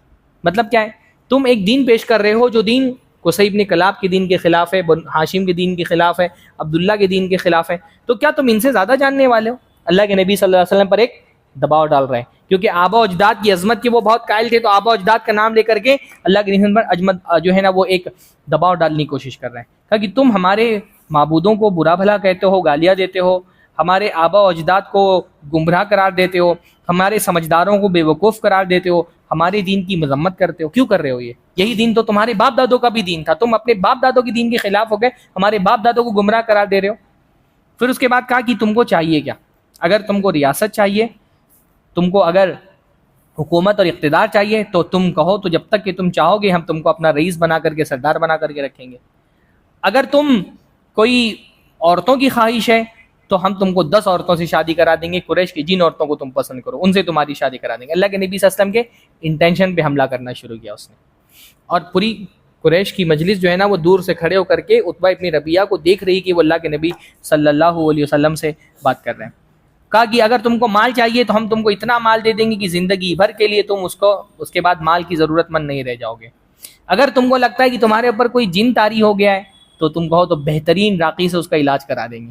ہاں، یہ اللہ کے نبی صلی اللہ علیہ وسلم کو ہرانے کی، دبانے کی کوشش کر رہے ہیں. اللہ کے نبی صلی اللہ علیہ وسلم خاموشی سے سن رہے ہیں، کچھ جواب نہیں دے رہے.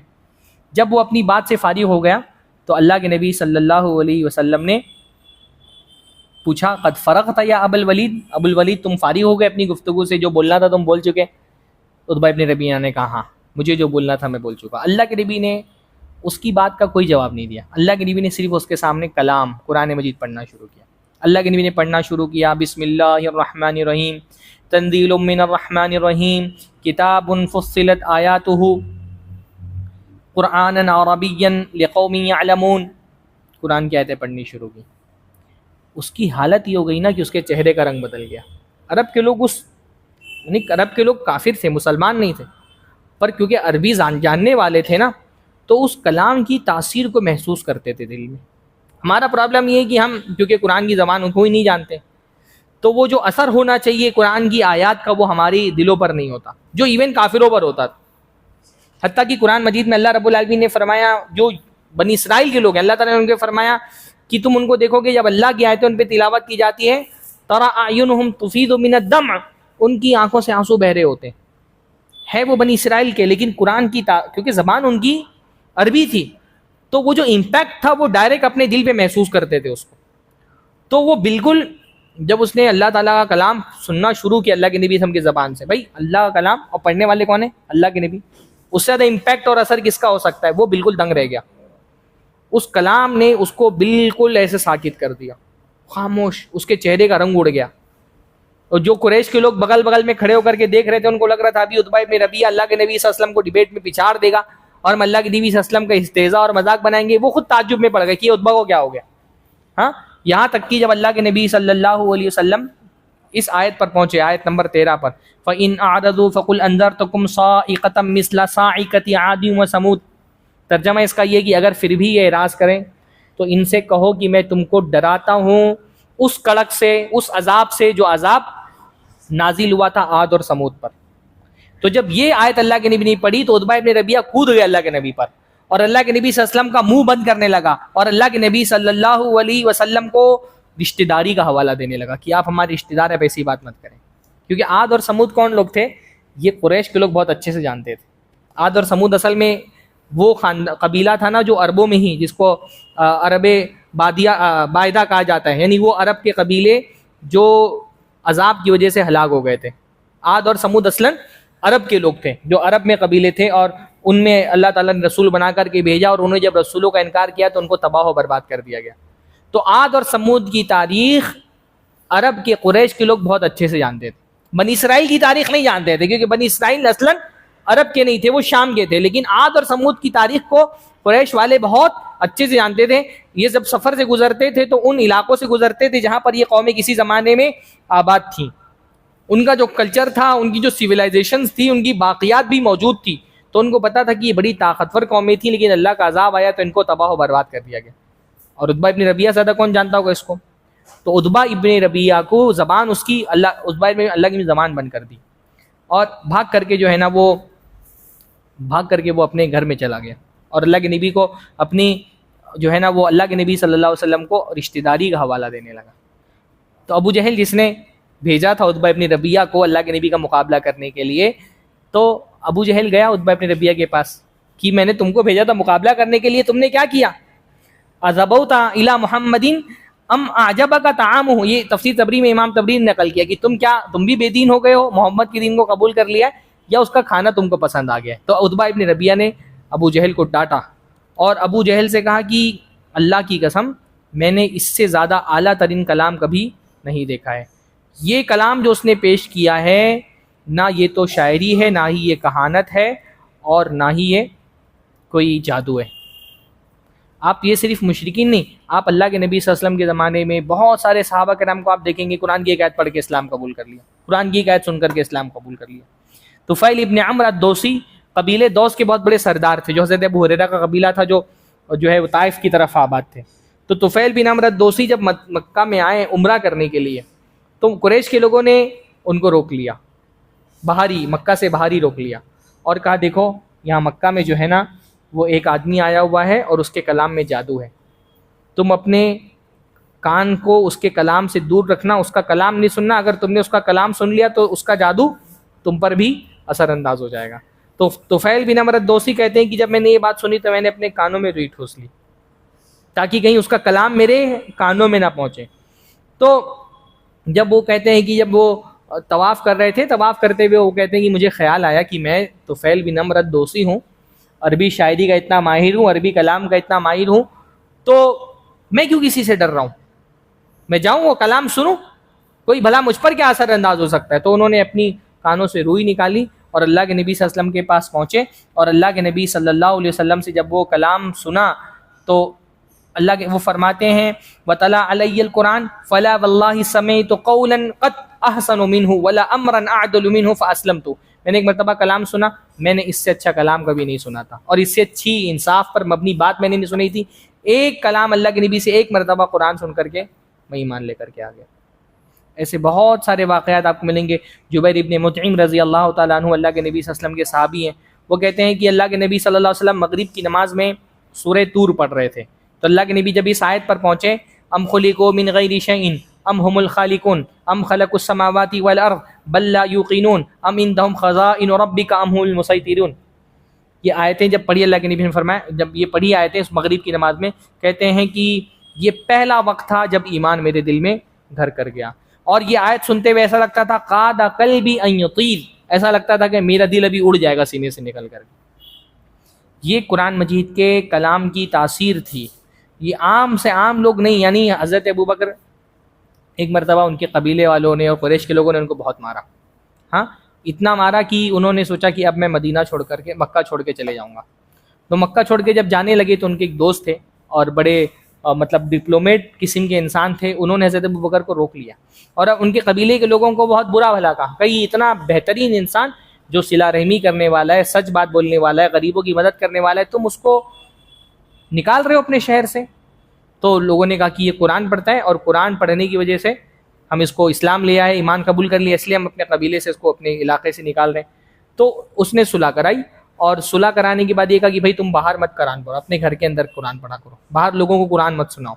صلح ہو گئی. اب حضرت عمر کیا کرتے تھے, اپنے گھر کے صحن میں آگے قرآن پڑھتے تھے. تو روایتوں میں آتے, صحیح بخاری کی روایت ہے کہ حضرت ابوبکر جب قرآن پڑھنا شروع کرتے تو یہ ہوتا کہ عورتیں اور بچے جمع ہو جاتے قرآن سننے کے لیے. بھائی ان کی بھی زبان عربی تھی نا, تو عورتیں اور بچے جمع ہو جاتے قرآن سننے کے لیے.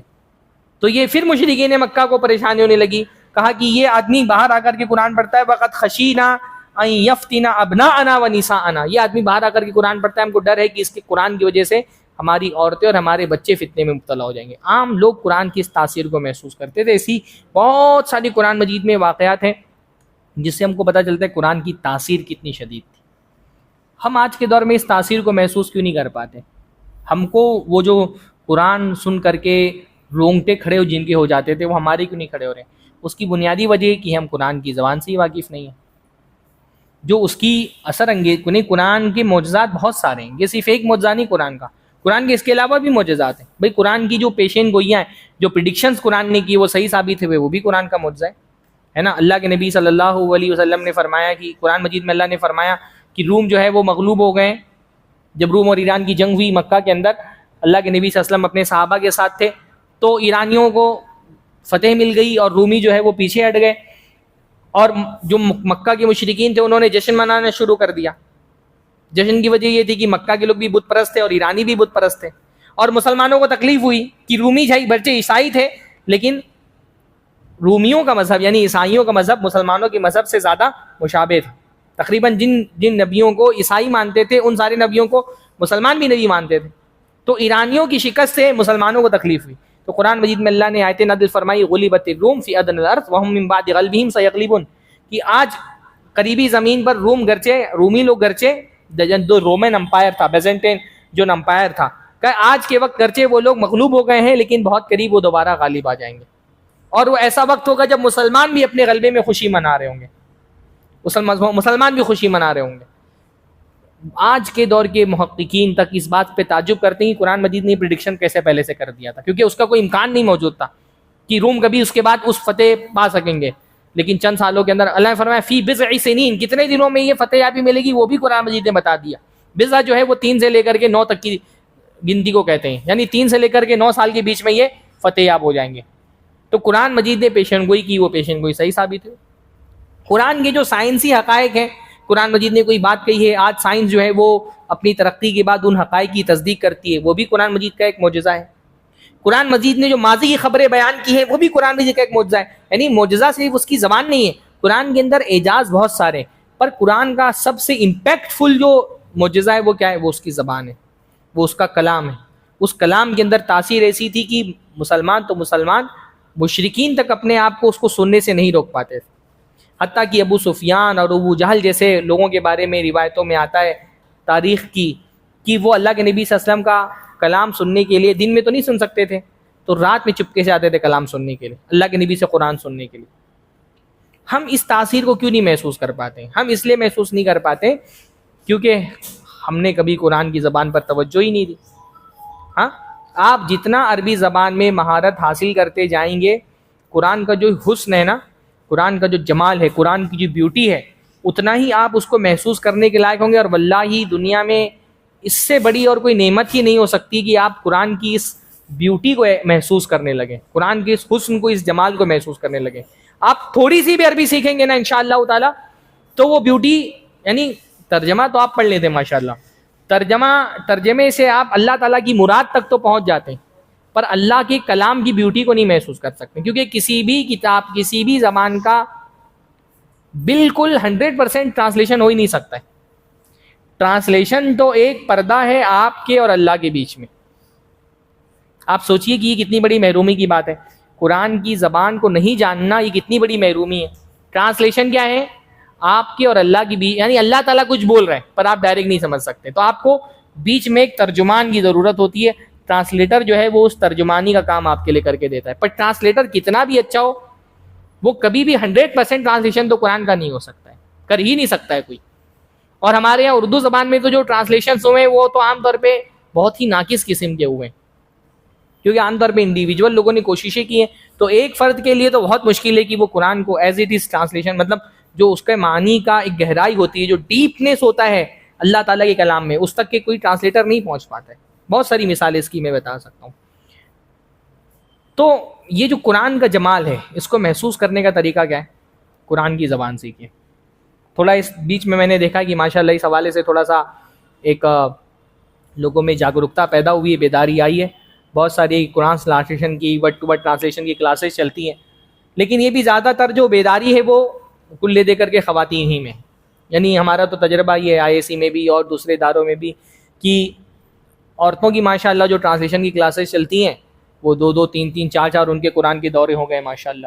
مطلب ایسی خواتین کو میں جانتا ہوں جنہوں نے مدرسے سے باقاعدہ علم نہیں حاصل کیا ہے، لیکن قواعد، ضوابط، نحو کے بارے میں، بلاغت کے بارے میں وہ بعض مرتبہ بہت سارے مولویوں سے زیادہ ان کا نحو، صرف اور گرامر ان کا اچھا ہوتا ہے، کیونکہ 10-10 15-15 20-20 سال سے گرامر پڑھا رہی ہیں مسلسل. پر مردوں کا معاملہ ایسا ہوتا ہے کہ جتنی بھی قرآن کی کلاسز ٹرانسلیشن کی شروع ہوتی ہے تو وہ پہلی کلاس میں اگر 200 لوگ ہوتے ہیں تو دوسری کلاس میں 100 لوگ ہو جاتے ہیں، تیسری کلاس میں 50 ہو جاتے ہیں، اور وہ 4 مہینے بھی نہیں کلاسز چل پاتی ہیں۔ یعنی قرآن کی زبان، واللہ میں کبھی سوچتا ہوں نا کہ میرے والدین کا مجھ پر سب سے بڑا احسان کیا ہے، تو میں سوچتا ہوں کہ انہوں نے مجھ کو اس بات کے لیے منتخب کیا کہ میں جا کے مدرسے میں عربی زبان کی تعلیم حاصل کروں۔ میں کوئی عربی زبان کو اتنا ماہر نہیں ہوں، لیکن پھر بھی کہیں کہیں قرآن کی آیتیں بالکل ایسے دل پر لگتی ہیں، اور جو اس کا اثر اور امپیکٹ دل پہ محسوس ہوتا ہے، تو میں یہ سوچتا ہوں کہ وہ کتنے محروم لوگ ہیں جو اس امپیکٹ کو اور اس قرآن کی اس بیوٹی کو سمجھ ہی نہیں سکتے، کیونکہ ان کو زبان ہی نہیں آتی قرآن کی۔ یعنی آپ چھوٹی چھوٹی مثالیں آپ دیکھیں، ترجمے سے جو ہم پڑھتے ہیں وہ لا تاخذو سینۃ ولا نوم، سورہ، چھوٹی سی مثال میں دے رہا ہوں، لا تاخذو سینۃ ولا نوم، ہم ترجمہ کر دیتے ہیں اللہ تعالیٰ کو نیند نہیں آتی، لیکن عربی میں نیند نہیں آتی کا ترجمہ تو لا ینام ہوگا، اللہ تعالیٰ سوتا نہیں ہے۔ لا تاخذہ سنۃ ولا نوم میں ایک دوسرا معنی ہے جو لا ینام میں نہیں آتا ہے۔ ہاں، لا تاخذہ سنۃ ولا نوم، اخذہ کا مطلب ہوتا ہے کسی چیز کو پر غالب ہو جانا، ہے نا، اس لیے قرآن مجید میں اخذ و ربک کا، اللہ کی پکڑ، کوئی چیز آپ پر غالب ہو جائے، آپ کو اپنے دباؤ میں لے لے، جس کے سامنے آپ ہار جائیں، تو لا تاخذہ سنۃ ولا نوم۔ نیند اور اونگ ایک ایسی چیز ہے کہ وہ انسان کو مغلوب کر دیتی ہے، ہرا دیتی ہے نا۔ انسان کتنا بھی طاقتور ہو، اپنی نیند سے اور اپنی اونگ سے نہیں لڑ سکتا ہے، وہ اس کو مات دے دیتی ہے۔ اللہ تعالیٰ کو نیند اور اونگ مات نہیں دے سکتے، اصل میں وہ معنی پیدا ہو رہا ہے، اس کے اندر اخذ کا معنی پیدا ہو رہا ہے، ترجمہ کرنے والا وہ اتنی ڈیپ میں نہیں جا سکتے۔ ہاں، وَبِالْآخِرَةِ هُمْ يُوقِنُونَ، سورہ بقرہ میں ہم شروع میں پڑھتے ہیں، ترجمہ ہم کر دیتے ہیں، اور یہ لوگ آخرت پر ایمان رکھتے ہیں۔ قرآن کی آیتوں کو اگر آپ غور سے پڑھیں، تھوڑی سی بھی عربی زبان آپ کو پتہ ہوگی تو آپ کو سمجھ میں آئے گا کہ آخرت پر ایمان، اور وہ ڈیپ میننگ جو ہے نا، وہ زبان میں جن کو مہارت ہوتی ہے وہ حاصل کر لے جاتے ہیں۔ بلکہ آپ جتنا سیکھنا شروع کرتے ہیں عربی زبان نا، اتنا ہی قرآن معجزہ کیوں ہے یہ آپ کے سمجھ میں آتا ہے، کیونکہ قرآن کا اصل اعجاز اس کی زبان ہے، اور قرآن ایک ایسا معجزہ ہے جو دنیا میں کسی بھی نبی کو ویسا معجزہ نہیں دیا، کیونکہ ہر نبی کو جو معجزہ دیا گیا تھا وہ ایک ٹائم اور اسپیس میں قید تھا نا، ایک خاص وقت میں خاص لوگوں نے ہی وہ معجزہ دیکھا۔ حضرت موسیٰ علیہ السلام، انہوں نے سمندر کو 2 حصوں میں تقسیم کر دیا، پر کس نے دیکھا؟ جو زمانے میں اس وقت موجود تھے، اس مقام پر انہی لوگوں نے دیکھا۔ حضرت عیسیٰ علیہ السلام مردوں کو زندہ کر سکتے تھے، معجزہ بلا شبہ دیا گیا، پر کس نے دیکھا اس معجزے کو؟ جو اس وقت اس مقام پر موجود تھے ان لوگوں نے دیکھا۔ اللہ کے نبی کو ایسا معجزہ دیا گیا جو کسی ٹائم اور اسپیس کی قید میں محدود نہیں ہے۔ آج بھی اللہ کے نبی ہم کی وفات کے 1400 سال بعد بھی اگر کوئی اللہ کے نبی کو دیے گیا معجزے کو دیکھنا چاہتا ہے تو وہ دیکھ سکتا ہے، پر اس کو دیکھنے کے لیے کیا چاہیے آپ کو؟ اس زبان کی مہارت چاہیے، جس زبان میں قرآن مجید نازل ہوا۔ بلکہ علماء نے یہ بات لکھی ہے کہ قرآن کے معجزات میں سے یہ خود ایک معجزہ ہے کہ جس زبان میں یہ کتاب نازل کی گئی وہ زبان 1400 سال تک کی تبدیل نہیں ہوئی، یہ اپنے آپ میں ایک معجزہ ہے۔ ہاں، پوری انسانی تاریخ میں ایسا کبھی نہیں ہوا ہے۔ مطلب آپ انگلش دیکھ لیں، آپ اردو دیکھ لیں، 100-150 سال پیچھے جائیں گے آپ، زبان میں بہت تبدیلی آ گئی ہے۔ 150-200 سال پرانی اگر آپ اردو شاعری اٹھا کر کے دیکھیں ولید اکنی کی، یا 100-150 سال پہلے آپ غالب کی شاعری اٹھا کر کے دیکھیں، آپ کو ایک لفظ، ایک مصرے کا بھی معنی سمجھ میں نہیں آئے گا۔ زبانیں وقت کے ساتھ تبدیل ہو جاتی ہیں، یہ زبانوں کی خصوصیات ہوتی ہیں۔ شیکسپیئر کے زمانے کی جو انگلش تھی، نیپولین کے زمانے کی جو انگلش تھی، وہ آج ہمارے سمجھ میں نہیں ہے کہ اس کے لیے ہم کو الگ سے ڈکشنری اٹھانی پڑے گی، شروعات اٹھانی پڑتی ہے میر تقی میر اور جو ہے وہ غالب کی شاعری کو سمجھنے کے لیے۔ عربی زبان کے ساتھ یہ بالکل ان ایکسپیکٹڈ ایک معاملہ ہوا کہ 1400 سال سے یہ زبان جو لغہ فصحا ہے، جو فصیح قرآن کی زبان ہے، وہ تبدیل نہیں ہوئی، وہ اب تک اسی حالت پر باقی ہے۔ آج بھی جو علماء ہیں وہ جب مقامی زبانیں، لہجے تو تبدیل ہوتے رہتے ہیں، پر جو علماء کی زبان ہے، اہل علم کی جو قرآن کی زبان، وہ آج بھی محفوظ ہے۔ آج بھی علماء جب گفتگو کرتے ہیں تو اسی عربی زبان میں گفتگو کرتے ہیں جو آج سے 1400 سال پہلے تھی۔ ایسا تو انسانی تاریخ میں کبھی نہیں ہوا کہ اللہ نے صرف اس کلام کو محفوظ نہیں کیا، اس زبان کو بھی محفوظ کر دیا جس زبان میں یہ کلام نازل ہوا تھا۔ اور یہ تو ایک ایسا زندہ معجزہ ہے جس کا دنیا میں کوئی انکار نہیں کر سکتا ہے۔ پر ہماری اس زبان کے ساتھ بہت بے اعتنائی، بہت ہم نے اس کے ساتھ لاپرواہی کی ہے، اور اس زبان کے ساتھ لاپرواہی کا نتیجہ یہ ہے کہ ہم قرآن کے اس جمال کو نہیں سمجھ پا رہے ہیں۔ اور قرآن کا جمال تو اپنی جگہ پر اللہ کے نبی کے کلام میں ایک جمال ہوتا ہے، اللہ کے نبی صلی اللہ علیہ وسلم کی دعاؤں میں ایک بیوٹی ہوتی ہے، اس بیوٹی کو بھی ہم نہیں محسوس کر پاتے کیونکہ ہم کو زبان نہیں آتی. ہماری نمازوں میں خشوع نہیں ہونے کی ایک بہت بڑی وجہ یہ ہے کہ ہم کو نماز تو پڑھ لیتے ہیں طوطے کی طرح، پر وہ جو نماز میں دعائیں پڑھ رہے ہیں ہم کو کچھ پتہ ہی نہیں ہے. تو یہ دعائیں زبان سے تو نکلتی ہے، دل سے نکلتی نہیں، کیونکہ دل سے اس وقت نکلیں گی جب دماغ میں ان کے معنی کا استحضار ہوگا. جب دماغ کو پتہ ہوگا کہ ہم بول کیا رہے ہیں تو دل اس کو محسوس کرے گا. ہم پڑھ تو دیتے ہیں اللہم باعث بینی و بین خطایا، پر اس کو محسوس ہی نہیں کر پاتے. تو تھوڑا سا تقریروں کے انٹرٹینمنٹ سے آگے بڑھ کر کے علمی گہرائی اپنے اندر پیدا کرنے کی کوشش کریں تاکہ اللہ کے نبی صلی اللہ علیہ وسلم کو دیے گئے اس زندہ معجزے کا آپ مشاہدہ کر سکیں اپنی آنکھوں سے. یہ بہرحال یہ موضوع جو ہے نا وہ بہت وسیع موضوع تھا. عام طور پہ عوامی مجلسوں میں اس قسم کے موضوعات پر خطاب نہیں کیا جاتا ہے، لیکن یہ اس مسجد کے جو مصلیان اور سامعین ہیں ان کو مجھ کو تھوڑا سا حسن ظن ان کے بارے میں رہتا ہے کہ تھوڑا سا عام ٹاپک سے الگ بھی کوئی بات کہی جائے تو انشاءاللہ تعالیٰ اگر 100% نہیں تو 60 50 70% تو بات سمجھ میں آئی ہوگی کہ نہیں سمجھ میں آئی، کچھ تو سمجھ میں آئی ہوگی نا. تو باقی باتیں سمجھنے کے لیے پھر آپ کو اپنی مسجد میں جو ہے نا وہ قرآنی عربی کا کورس شروع کرنا پڑے گا، تب آپ کو پوری بات سمجھ میں آئے گی. تو میری پوری بات نہیں سمجھ میں آ رہی ہے تو قرآن کہاں سے سمجھ میں آئے گا. اللہ تعالیٰ ہم سب کو قرآن سمجھنے کی توفیق عطا فرمائے. باقی کسی بھی چیز کی بیوٹی کو ڈیفائن کرنے کے لیے باقاعدہ کوئی اصول نہیں ہوتے. جیسے آپ پھول کو خوبصورت بول سکتے ہیں، آپ کو دکھائی دے رہا ہے خوبصورت ہے، پر اس خوبصورتی کو ڈیفائن آپ نہیں کر سکتے. اس کو ڈیفائن کرنا بہت مشکل ہوتا ہے. قرآن کی بیوٹی محسوس کی جا سکتی ہے پر آپ اس کو قواعد اور ضوابط کی جو ہے نا اس میں محدود نہیں کر سکتے، کوئی قاعدہ ضابطہ نہیں بتا سکتے. پر آپ جب قرآن پڑھتے ہیں، گرامر پڑھتے ہیں، بلاغت کے قواعد پڑھتے ہیں تو آپ کو اس بیوٹی کا کچھ نہ کچھ سمجھ آنی شروع ہو جاتی ہے. اللہ تعالیٰ ہم کو بھی قرآن کی زبان سمجھنے کی توفیق عطا فرمائے. اقول قولی ھذا واستغفر اللہ لی ولکم ولسائر المسلمین واستغفر